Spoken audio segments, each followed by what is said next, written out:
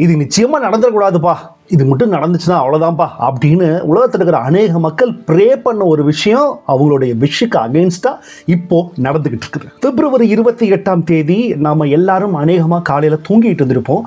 ஆனால் ஈரானோட டெஹரானோட ஸ்கை ஸ்பேஸில் ஒரு பெரிய பிளாஸ்ட். அந்த பிளாஸ்டுக்கு பிறகு இன்னைக்கு உலகமே தலைகீழாக புரட்டி போடப்பட்டிருக்குது. வணக்கம் அண்ட் வெல்கம் டு கிச்டி. இது ஈரானோட வார் இஷ்யூ. பிப்ரவரி 28 2026 காலையில் ஒரு பெரிய பிளாஸ்ட் நடந்துச்சு. அந்த பிளாஸ்டுக்கு பிறகு உலகமே புரட்டி போடப்பட்டிருக்கு அப்படின்னு சொன்னேன். அந்த சனிக்கிழமை சாயந்தரம் ட்ரம்ப் டிவியில் வந்து ஈரானோட leader, supreme leader Ayatollah Ali Khamenei அப்படின்றவர் சுட்டு கொல்லப்பட்டார், அவரை நாங்கள் தூக்கிட்டோம் அப்படின்னு அனௌன்ஸ் பண்ணுறாங்க. இஸ்ரேலோட பிரைம் மினிஸ்டர் நெத்தன்யாகவும் இதே வந்து அனௌன்ஸ் பண்ணுறாரு. ஸோ ஒட்டுமொத்த உலகமே ஸ்தம்பிச்சு போச்சு. இது உண்மையா இல்லையா, is it true or false, இது உண்மை செய்தியா பொய் செய்தியா அப்படின்னு சனிக்கிழமை நைட்டுக்குள்ளே உலகம் முழுக்க இருக்கிற பல இடங்கள்லையும் தொடர்ச்சியாக நியூஸ் வந்துக்கிட்டே இருக்குது. ஞாயிற்றுக்கிழமை காலையில் ஈரானோட supreme leader Ayatollah Ali Khamenei dead அப்படின்ற நியூஸ் ஈரானோட ஸ்டேட் மீடியாவே அஃபிஷியலாக அனௌன்ஸ் பண்ணுறாங்க. இது அனௌன்ஸ் பண்ண பிறகு தாக்குதல் இன்னும் உக்கிரமாகுது. யாருமே எதிர்பார்க்காத மாதிரி ஈரான் அவங்களுக்கு சுற்றி இருக்கிற UAE, பஹ்ரைன், கல்ஃப் கண்ட்ரிஸான மற்றும் துபாய், சவுதி, இப்படி பல நாடுகள்லையும் இது வரைக்கும் யாருமே எதிர்பார்க்காத பல இடங்களில் ஈரான் திருப்பி எதிர்த்தாக்குதல் நடத்துகிறாங்க. நான் இந்த வீடியோவை ரெக்கார்ட் பண்ணுற நேரத்தில் கிட்டத்தட்ட ஒரு 3 அமெரிக்கன் சோல்ஜர்ஸ் இறந்துட்டாங்க. அதுக்கு முன்னாடியே 150க்கும் மேற்பட்ட ஸ்கூல் குழந்தைகள் ஈரானில் இறந்து போயிருக்கிறாங்க. இப்படி தொடர்ச்சியாக இந்த உலகமே நிச்சயமாக வேண்டாத ஒரு வார் இப்போ நடந்துகிட்டு இருக்குது. இந்த வார் வெறும் ட்ரில்லு கிடையாது, ஏதோ ஒரு நாள் 2 நாளோட நடந்து முடிச்சுட்டு போகிற ஒரு சின்ன சண்டை கிடையாது. இது 2 மனுஷங்களுக்கு இடையேயான ஈகோ, 2 கண்ட்ரீஸ்க்கு இடையேயான ஈகோ. அண்ட் இந்த வார் கிட்டத்தட்ட அடுத்த ஒரு 10-20 வருஷம் நிறைய விஷயங்களை மாற்றலாம் அப்படின்னு தான் நான் நினைக்கிறேன். யார் சைடும் பிக் பண்ணாமல் மேபி இந்த வாருக்கு பின்னாடி இருக்கிற சரியான காரணங்களை இப்போ உங்கள் முன்னாடி எடுத்து வைக்க நான் மேக்ஸிமம் ட்ரை பண்ணுறேன். இந்த வார் ஏன் இன்னைக்கு நடக்குது, ஏன் 2026 அமெரிக்காவுக்கும் ஈரானுக்கும் இவ்வளோ பெரிய சண்டை நடக்குது அப்படின்னு கேட்டிங்கன்னா, ஒரு கிட்டத்தட்ட 47 வருஷம் பின்னாடி போகணும். 1979 வரைக்கும் ஈரானை ரூல் பண்ணது ஷா அப்படின்ற ஒரு இளவரசர். அந்த ஷா ஒரு லிபரல் மைண்டட். ஸோ அதனால அவர் வந்து அமெரிக்காவுக்கு ரொம்ப க்ளோஸாக இருந்தார். அமெரிக்காவும் வெஸ்டர்ன் கண்ட்ரி சொல்கிறத செயல்படுத்திட்டு இருந்தார். அப்போது ஈரான் வந்து ஒரு லிபரலான ஒரு கண்ட்ரியாக இருந்துச்சு. மக்கள் எல்லாருமே இயல்பாக ஒரு டெமோக்ராட்டிக் கண்ட்ரியாக இருந்தது. ஆனால் 1979க்கு முன்னாடியே 1960கள் 70களில் இந்த மாதிரி நம்ம நாடு இருக்கக்கூடாது, நம்ம நாடு ஒரு இஸ்லாமிக் நாடு, நம்ம நாடு ஒரு முஸ்லீம் நாடு, அதனால் ஒரு இஸ்லாமிக் ரிபப்ளிக்காக தான் இந்த நாடு மாறணும் அப்படின்னு தொடர்ச்சியாக அவங்க கிளர்ச்சிகள், போராட்டங்கள்லாம் நடந்துக்கிட்டு வந்தாலும் அமெரிக்கா மற்றும் வெஸ்டர்ன் கண்ட்ரீஸோட ஆதரவு இருந்ததுனால அதெல்லாம் பெரிய காலத்துக்கு எடுபடாமே இருந்துச்சு. பட் 1979 அயத்துல்லா அலி கமேனி அப்படின்றவருடைய தலைமையில் நடந்த ஒரு மிகப்பெரிய போராட்டம், ஒட்டுமொத்த ஷா அப்படின்ற அந்த ரூல், அவங்களுடைய மொனார்கி, அதை எல்லாத்தையுமே டாப்பிள் பண்ணது இந்த 1979. இதே 1979 அப்போ இருந்த ஈரானியன் ஸ்டூடெண்ட்ஸும் ஊருக்குள்ள ஒரு பெரிய ரெவல்யூஷனை உண்டு பண்ணுறாங்க. அமெரிக்கன் எம்பசி, அமெரிக்கன் தூதரகம் ஈரானில் இருக்குது. அங்கே ஒரு 52 எம்ப்ளாயீஸ் இருக்கிறாங்க.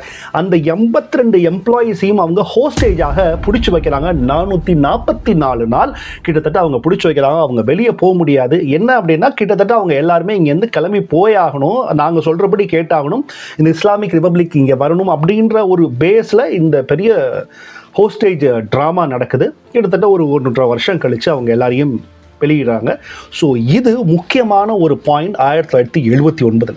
ஸோ இதற்கு பிறகு அமெரிக்காவுக்கு ஈரானுக்கும் சுத்தமாக ஒத்து வரல. ஒரு சின்ன காயம், அந்த காயம் பெருசாகி 47 வருஷமாக உள்ள வெயிட் பண்ணிக்கிட்டே இருந்துச்சு. இது மட்டும் இல்லாமல் இடைப்பட்ட காலத்தில் இன்னும் பல மாற்றங்கள், அமெரிக்கா சொன்ன பேச்சை கேட்குற மற்ற கல்ஃப் கண்ட்ரீஸ்க்கு நடுவில் சொன்ன பேச்சை கேட்க முடியாதுன்னு கண்டினியூஸாக அப்போஸ் பண்ணிக்கிட்டு இருந்த ஈரான், ஒரு த்ரெட்டாகவே இருந்துட்டு இருந்த ஈரான், ஸோ 47 வருஷம் கழிச்சு குக்கர் எப்படா வெடிக்கும் அப்படின்னு ஒட்டுமொத்த உலக மக்களும் வெயிட் பண்ணி நேரத்தில் அது 2026 வெடிச்சது தான் அன்எக்ஸ்பெக்டட். இப்போ இந்த ஆப்ரேஷன் எபிக் ஃபியூரி இதோட டைம்லைன் எப்படிலாம் நடந்துச்சு, எப்படி ஸ்டார்ட் ஆச்சு அப்படின்னு கொஞ்சம் கொஞ்சமாக பார்ப்போம். ஜூன் 2025 இஸ்ரேல் ஈரானோட நியூக்ளியர் வெப்பன் சைட்ஸ் வச்சிருக்கிறாங்க அப்படின்ற சில இடங்களில் சில ஏர் ஸ்ட்ரைக்ஸை லான்ச் பண்ணுறாங்க. ஈரானும் தொடர்ச்சியாக உடனடியாக ரிட்டாலியேஷன் பண்ணுறது, திருப்பி அடிக்க ஆரம்பிக்கிறாங்க. ஒரு 12 நாள் மட்டும் இந்த சண்டை நடந்துச்சு. ஆனால் சண்டை நடக்குது, பிரச்சனையாக இருக்குது, ஒரு த்ரெட் இருக்குது, ஏதோ ஒரு டென்ஷன் இருக்குது அப்படின்றது மட்டும் இருந்துக்கிட்டே இருந்துச்சு அந்த 12 நாளும். அதுக்கப்புறம் அப்படியே அடங்குச்சு. ஜூன் 22, 2025 அமெரிக்கா இது வரைக்கும் லைட்டாக வேடிக்கை பார்த்துக்கிட்டு இருந்துச்சு. ஆதரவு குரல் மட்டும் இஸ்ரேலுக்கு சொல்லிக்கிட்டே இருந்தாங்க. ஆனால் ஜூன் 22, 2025 அமெரிக்காவும் இந்த தாக்குதலில் ஒன்று சேர்ந்தாங்க. இவங்க ஈரானோட நியூக்ளியர் ஃபெசிலிட்டிஸ் இருக்கிற இடமான நத்தான்ஸ், ஃபோர்டோ, இஸ்ஃபஹான் இப்படியான ஊர்கள்லாம் வந்து அடிக்க ஆரம்பித்தாங்க. ஆனால் ஈரான் என்ன பதில் சொன்னாங்க அப்படின்னா, எஸ் எங்களோட ப்ரோக்ராம்ஸ் எல்லாம் கொஞ்சம் டேமேஜ் ஆகிருக்குது, ஆனால் அழிக்கப்படலை அப்படின்ற ஒரு அறிக்கையை வெளியிடுறாங்க. டிசம்பர் 28, 2025 கிட்டத்தட்ட ஒரு 4-5 மாதம் கழிச்சு யாருமே எதிர்பார்க்காத ஒரு விஷயம் நடந்துச்சு. இதனால் வரைக்கும் எதிரி வந்து வெளியே இருந்து தான் ஈரானை தாக்கிட்டு இருந்தா. ஆனால் டிசம்பர் 28 கம்ப்ளீட்டாக வேற ஒரு விஷயம் நடந்துச்சு. ஈரானுக்குள்ளே இருக்கிற மக்களே போராட்டத்தில் இறங்கினாங்க. தொடர்ச்சியான ப்ரைஸ் ரைசஸ், விலைவாசி உயர்வு, நாட்டில் வேலைவாய்ப்பின்மை, தொடர்ச்சியாக பயங்கர கண்ட்ரோல்டான ரிஜைம், ஒரு அடக்குமுறை, ஒரு டிக்டேட்டர்ஷிப்பில் தான் நாங்கள் வாழ்ந்துட்டு இருக்கணும் அப்படின்னு மக்கள் கிட்டத்தட்ட 100 நகரங்களில், ஈரானுக்குள்ள 100 நகரங்களில் பல்வேறு இடங்களையும் போராட்டத்தில் ஈடுபட ஆரம்பிச்சாங்க. இந்த போராட்டத்தில் சுமார் 1500 பேர் கொல்லப்பட்டாங்க. இந்த போராட்டம் ஒரு சாதாரண போராட்டம் இல்லை. ஆர்டினரி பீப்புள், யங்ஸ்டர்ஸ், விமன் இவங்க எல்லாரும் சேர்ந்து தான் இந்த போராட்டம், இந்த ரெவல்யூஷனை முன்னெடுத்தாங்க. இதில் ஒரு சுவாரஸ்யமான விஷயம் என்ன அப்படின்னு கேட்டிங்கன்னா, 1979 அப்போ இருந்த இம்பீரியல் பிரின்ஸ் ஷா, அது ஒரு லிபரலான, அது வேணாம் அப்படின்னு அவரை தூக்கி எறிஞ்சு இஸ்லாமிக் ரிபப்ளிக்கா வேணும் அப்படின்னா 1979 ஒரு மிகப்பெரிய ரெவல்யூஷன் நடந்து முடிஞ்சது. அதுக்கப்புறம் அது இஸ்லாமிக் ரிபப்ளிக்கா மாறுச்சு. இப்போ 2025 டிசம்பரில் இந்த ரிஜைம் வேணாம், இது அடக்குமுறையாக இருக்குது, இல்லை கம்ப்ளீட்டாக இது மாறணும் அப்படின்னு இப்போ இருக்கிற மக்கள் போராட ஆரம்பிச்சிருக்கிறாங்க. ஜனவரி 13, 2026 பெரிய அண்ணன் ட்ரம்ப் உள்ளே வர்றாப்புல. உள்ளே வந்து நீங்கள் தொடர்ச்சியாக போராடுங்க, உங்களுக்கு நாங்கள் ஹெல்ப் பண்ணுறோம் அப்படின்னு லோக்கலில் இருக்கிற மக்களுக்கு சப்போர்ட் பண்ணுறாங்க.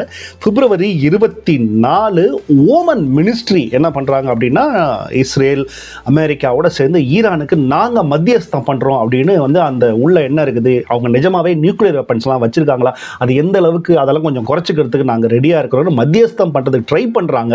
பட் ஆனால் பேச்சுவார்த்தை எந்த வகையிலையும் ஒரு சுலூபமாக முடிவடையாமல் இருந்துச்சு. பிப்ரவரி 27 டப்பான்னு வார் ஸ்டார்ட் ஆச்சு.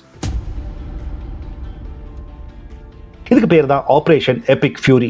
இன்னைக்கு சாயந்தரத்துக்குள்ள நாங்கள் அலி ஹமேனியும் தூக்கிடுவோம் அப்படின்னு சொல்லிட்டு பிளான் பண்ணி அவங்க இருந்த சைட்டையும் மொத்தமாக தூக்குனாங்க அமெரிக்கா அண்ட் இஸ்ரேல். ஈரான் சும்மா இருக்குமா, தங்களோட லீடரையே விட்டு கொடுத்துட்டாங்க. அது மட்டும் இல்லாமல் தங்களோட ராணுவ செக்ரட்டரி, டிஃபென்ஸ் மினிஸ்டர் எல்லாத்தையுமே அமெரிக்கா இந்த தாக்குதலில் காலியானதுனால பயங்கரமாக ரிட்டாலியேட் பண்ண ஆரம்பிச்சாங்க. அமெரிக்காவோட பேஸ் இருக்கிற இடங்களான Saudi Arabia, Qatar, Bahrain, Kuwait, அதற்கு பிறகு துபாய், இப்படி பல இடங்கள்லையும் தாக்க ஆரம்பிச்சாங்க. இதில் முக்கியமாக துபாய் தாக்க ஆரம்பிச்சதும், கத்தார் அவங்க வந்து அடித்ததும் ரொம்ப ரொம்ப முக்கியமான விஷயமா பார்க்கப்படுது. ஏன் அப்படின்னு கேட்டிங்கன்னா, துபாய் அண்ட் கத்தார் இந்த 2 சைட் ஆஃப் வேர்ல்டு, வெஸ்டர்ன் வேர்ல்டையும் ஈஸ்டர்ன் வேர்ல்டையும் இணைக்கிற 2 பெரிய ஏர்போர்ட்ஸ் இந்த இடங்கள் இருக்குது. மிகப்பெரிய எக்கானமி, உலக மக்கள் பல பேர் இந்த 2 நாடுகள்லையும் வாழ்ந்துகிட்டு இருக்கிறாங்க. Cosmopolitan countries. ஸோ இங்கே தாக்க ஆரம்பித்தா எக்கானமி கொலப்ஸ் ஆகும். கண்டிப்பாக இதை எல்லாருமே ஒரு பாயிண்ட்டுக்கு வந்து மண்டிடுவாங்க அப்படின்ற அந்த ரீசன் தான் ஈரான் துபாயும் கத்தாரையும் தாக்கிறதுக்குண்டான one of the main reason. Ayatollah Khamenei 86 வருஷம் அந்த நாட்டோட சுப்ரீம் லீடர், அவர் வந்து கொல்லப்பட்டார் அப்படின்னு அனௌன்ஸ் பண்ணுறாங்க. சண்டே காலையில் ஒட்டுமொத்த நாட்டில் 2ஆக ஸ்ப்ளிட் ஆகுது. அந்த ஒட்டுமொத்த நாட்டில் ஒரு சாராரை வந்து ஹமேனி இறந்ததுக்கு பயங்கரமாக அழுகுறாங்க, ஒட்டுமொத்தமாக கூடுறாங்க. யாருமே எதிர்பார்க்க நெஞ்சலியும் வயிற்றுலையும் அடிச்சுக்கிட்டு பெண்கள், ஆண்கள் எல்லாரும் கதறாங்க. இவர்கள் எல்லாரும் பார்த்திங்கன்னா ஒரு 40 அந்த வயசுக்காரங்களில் அதிகமாக இருக்கிறாங்க, 40 வயசுக்கு மேலே. அதே ஈரானில் யங்ஸ்டர்ஸ், விமன், அது வரைக்கும் கண்ட்ரோலில் இருந்த விமன் எல்லாருமே உடைச்சிக்கிட்டு இன்னொரு பக்கம் ஈரானில் கொண்டாடிக்கிட்டு இருக்கிறாங்க, செலிப்ரேஷன் பண்ணுறாங்க. உலகம் முழுக்க இருக்கிற ஈரானியன்ஸ், அமெரிக்காவில் இருக்கிற ஈரானியன்ஸ், ஆப்பிரிக்காவில் இருக்கிற ஈரான், ஆஸ்திரேலியா, இப்படி பல நாடுகளில் இருக்கிற ப்ரோக்ரெசிவான தாட்ஸ் உள்ள ஈரானியன்ஸ் என்ன பண்ணுறாங்க அப்படின்னா இதை கொண்டாடுறாங்க. இன்ஃபேக்ட் ஆஸ்திரேலியாவில் ஒரு நியூஸ் ரிப்போர்ட்டர், ஒரு நியூஸ் ஆங்கர் அவங்களுடைய அந்த நியூஸ்லேயே இதை சொல்லி முடிச்சுட்டு அலி ஹமேனியை அபியூஸும் பண்ணுறாங்க ஆன் ஏர்லேயே.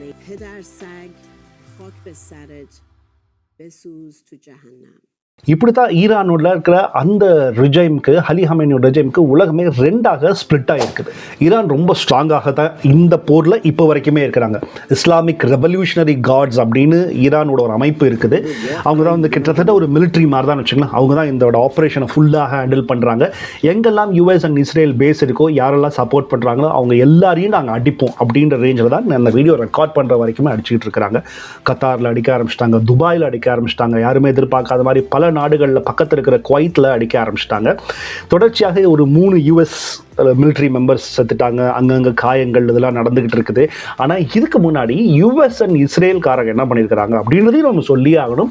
கிட்டத்தட்ட ஒரு ஸ்கூலில் வந்து பாம்பு பண்ணியிருக்கிறாங்க. 160 பெண் குழந்தைகள். ஆனால் தேவையே இல்லாமல் சிவிலியன்ஸ் எப்பவுமே கொல்லப்படுறது வார் கிரைம் அப்படின்னா சொல்லுவாங்க. தேவையே இல்லாமல், சம்மந்தமே இல்லாமல் 160 குழந்தைகள் வந்து இஸ்ரேல் கொன்னது யாராலையும் எந்த காலகட்டத்திலையும் நியாயப்படுத்தவும் முடியாது.